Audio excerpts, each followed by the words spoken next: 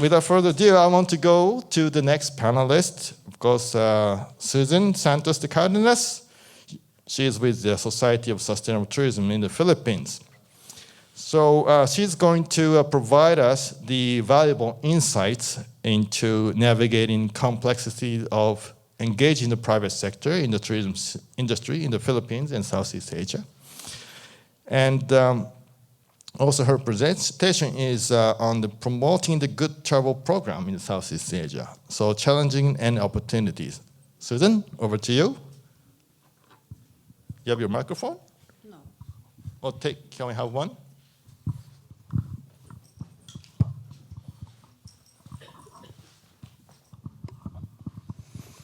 Good morning, everyone. How are you?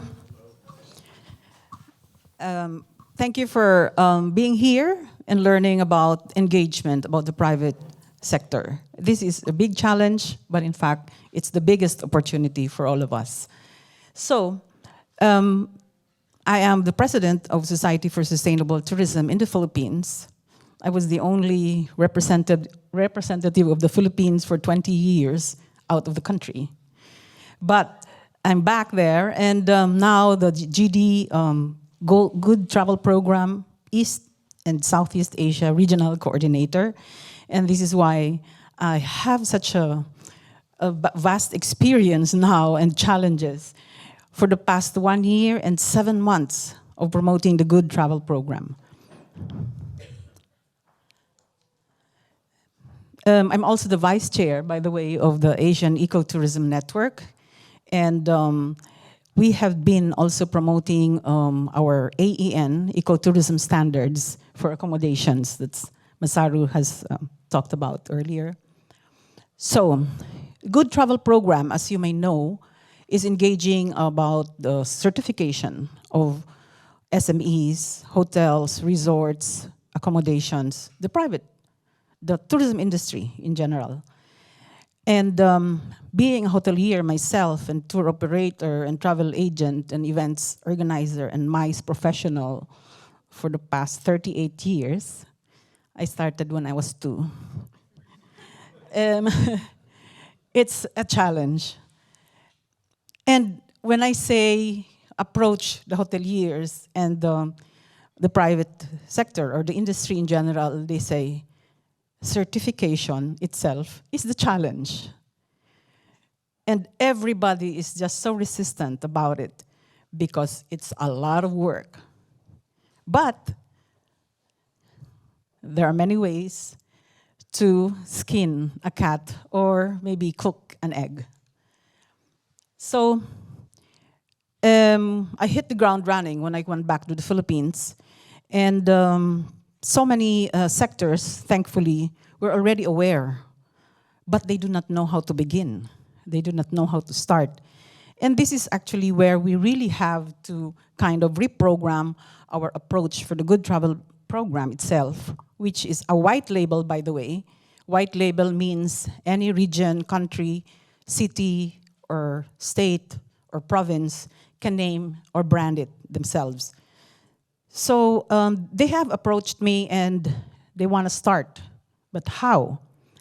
So we always say with training, capacity building, and of course, customized or bespoke services upon assessment.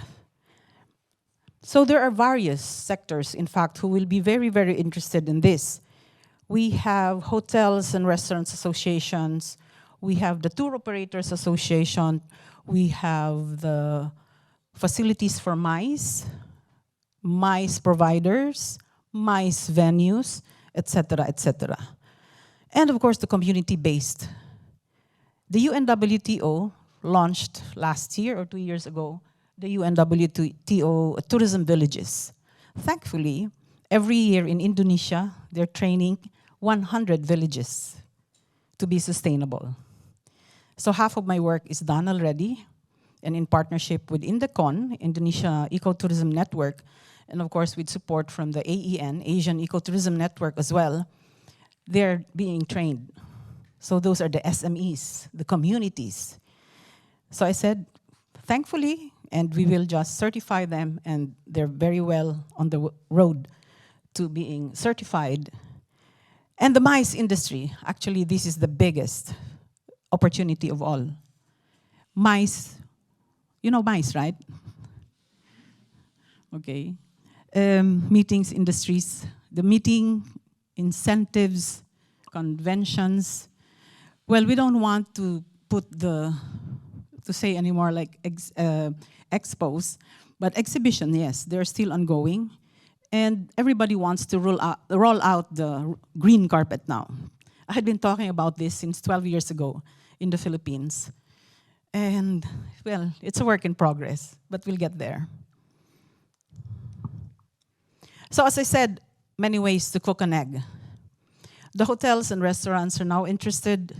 They want to do some training. We have to do some assessment on where they are at, water, energy, staff, etc. And the tour operators as well. And the tour operators are now also, it's a cycle, they are now also demanding their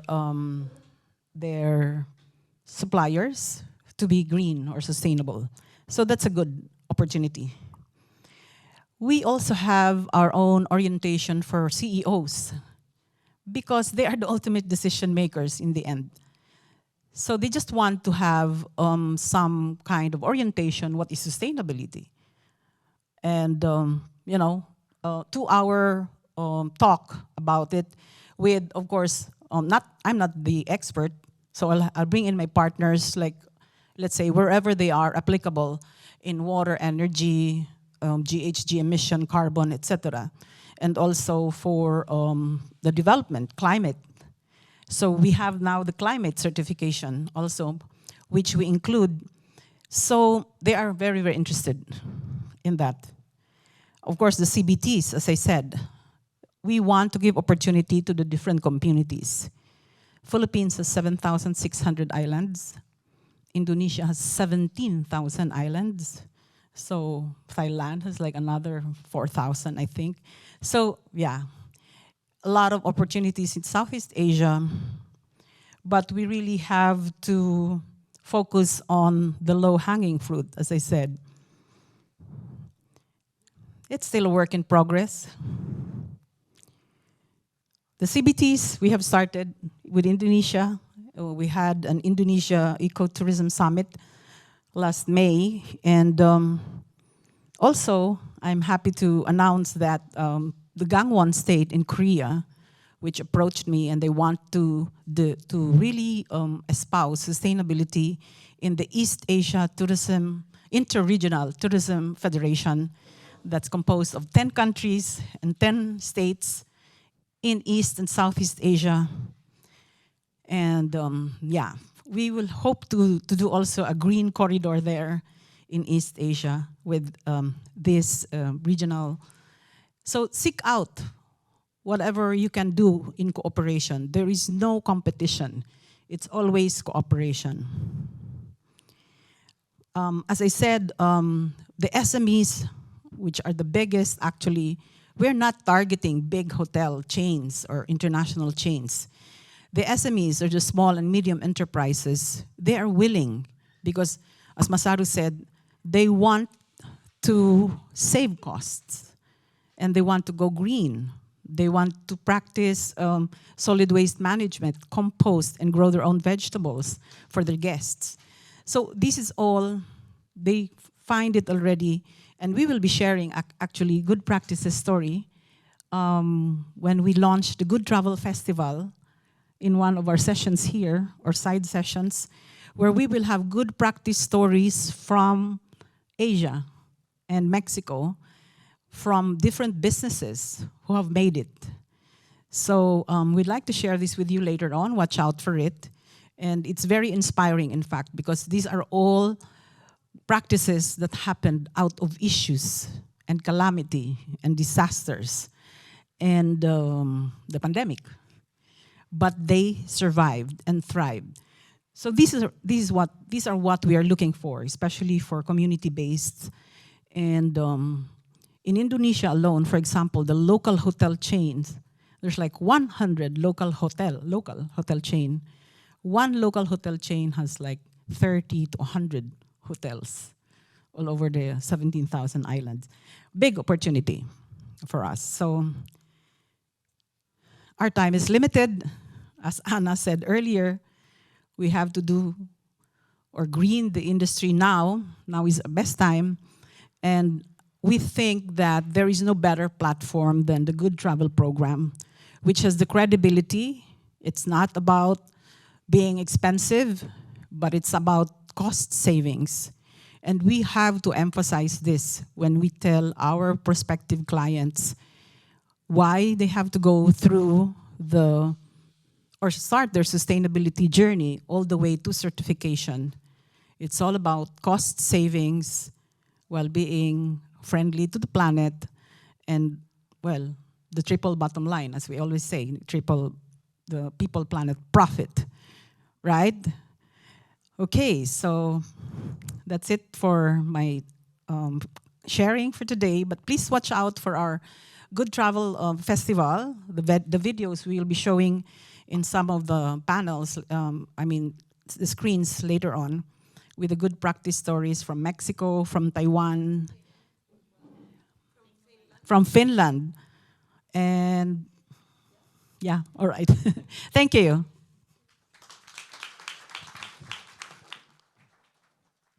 Thank you, Susan. I need my microphone. I think that guy not seeing me. Okay, oh, here, I got it. Yeah, thank you. So Susan, that's all right. Especially now that all the fuel costs, you're dependent on the fossil fuel, then of course cost is up, and amazing. The cost been so much higher, and hoteliers also, and the prices are going up, and we don't hear anything on the bargains nowadays. So hoteliers are seeking any ways to cut costs and of course be environmental friendly so that they can attract more green travelers. Yes, so thank you so much for Susan.